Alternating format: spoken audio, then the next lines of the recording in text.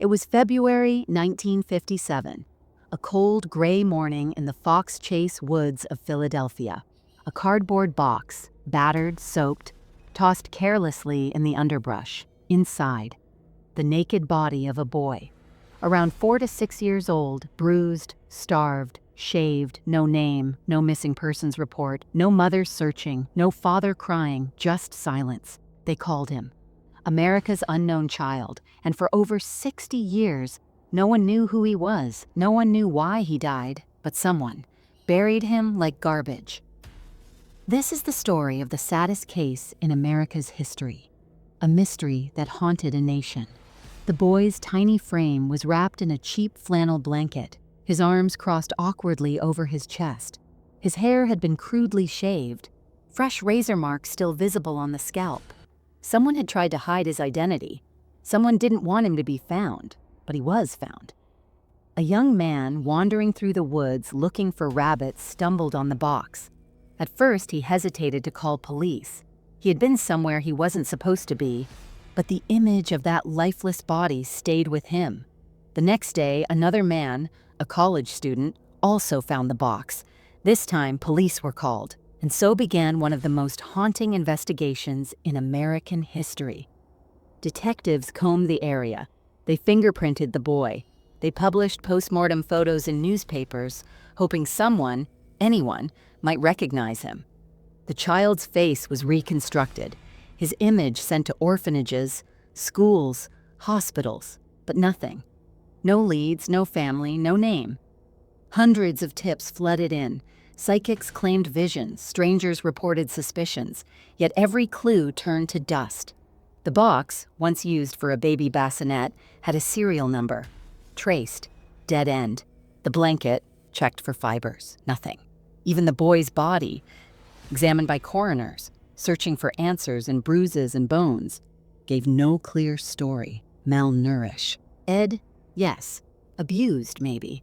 But who would hurt a child and then make him vanish? Over the years, theories twisted and tangled. One said he was the unwanted son of a poor family, discarded like trash. Another claimed he was sold and abused by strangers, then silenced forever. A woman came forward decades later, claiming her mother had bought the boy, kept him in a basement, and killed him in a rage. Her story was chilling, but unproven. As time passed, the boy's grave became a symbol, a tombstone etched with the words, America's unknown child. People left flowers, toys, notes. Strangers became mourners. The forgotten became remembered, but his name stayed lost. Then, in 2022, science spoke. Using forensic genealogy, experts extracted DNA from the boy's remains. It was a long shot, a miracle even. But after decades of silence, a match emerged, a last name, then a first, finally, an identity. The boy in the box had a name, Joseph Augustus Zarelli. He'd been born in 1953. He had siblings, he had a family, he had been alive in a world that forgot him too soon. His parents were traced, both long dead. Their silence went with them. But the mystery cracked. Yet even with a name, the questions echo. Why was Joseph never reported missing? Who was responsible for his death? And why, for 65 years, did no one speak? Some stories end with justice, others with truth. But this one, ends with a name. He was no longer just the boy in the box. He had a name. He had a story. And now, the world finally listened. This is Unsolved Mystery 360. Philadelphia, 1957. In a small precinct office cluttered with paper files and the stale scent of cigarette smoke, a team of detectives stared at the image on the desk. The boy's face, pale, still, his eyes forever closed. Not a single officer could look at it for long, not without feeling something twist inside. They called in every expert they could find, forensic pathologists, psychologists, missing person specialists, and yet no one could tell them who the boy was or why no one had come forward to claim him. Detective Bill Kelly was one of the first on the case. a seasoned investigator, hardened by years on the force. But this case cut through him. He later said it was like chasing a ghost. No matter where we looked, he recalled, he kept slipping through our fingers. It wasn't just that the boy had no name. It was that the silence around him was too complete. No school records, no hospital admissions, no neighborhood whispers, no mother knocking on doors, desperate to find her child. It was as if someone had carefully, methodically, erased his life before discarding his body. The community watched in stunned disbelief. The local newspapers ran headlines that begged the city to come forward. "Do you know this child?" they asked again and again. His photo, post-mortem, was distributed with a warning. It was graphic, painful, but they hoped the shock might trigger recognition or guilt. But days turned to weeks, weeks turned to months, and the boy remained nameless. As the case grew colder, the whispers grew stranger. Fox Chase became a place not just of woods and shadows, but of questions. Locals claimed they'd seen strange figures in the trees at night. Some said they heard crying in the woods, even after the body had been found. The land seemed haunted now, not by ghosts, but by the ache of something unfinished. Then, in 1958, a woman stepped forward, R.D. She claimed she had visions, psychic ones. She said the boy had been born to a teenage girl forced to give him up, that he'd lived briefly in a foster home and that something terrible had happened there. Police, desperate for any lead, followed her clues. They even dug at the spot she pointed to, but nothing was there. It was the first of many false paths.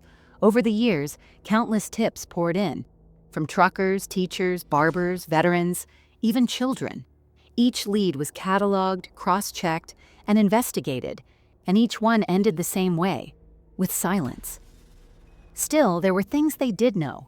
They knew the boy had been malnourished, that his body had old and new bruises, that someone had tried to clean him, even trimmed his nails.